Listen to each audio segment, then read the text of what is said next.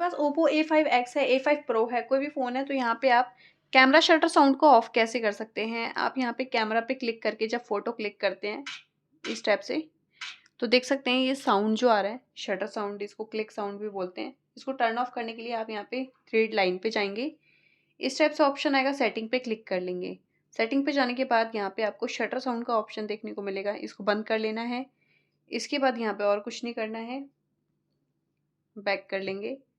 अब यहाँ पे फ़ोटो क्लिक करेंगे तो कोई भी साउंड नहीं आ रहा है, साइलेंट तरीके से फ़ोटो क्लिक हो रही है। इसी के साथ अगर आप यहाँ पे वीडियो शूट वगैरह करते हैं तो इसका भी साउंड नहीं आता है, इसका भी नहीं आता है फ़ोटो वगैरह क्लिक करने का। और बाकी यहाँ पे और भी मेथड है जिसका साउंड आप यहाँ पे ऐसे करके टर्न ऑफ कर सकते हैं। ठीक है, तो अगर आपने फ़ोन के कैमरा को रीसेट किया कभी तो ये फिर से ऑन हो जाएगा, तो आपको फिर से आके ऑफ़ करना पड़ेगा। तो कुछ इस टाइप से आप इसको यूज़ कर लेंगे। आई होप ये वीडियो आपको ज़रूर पसंद आया होगा। मिलते हैं नेक्स्ट वीडियो में, तब तक के लिए नमस्कार।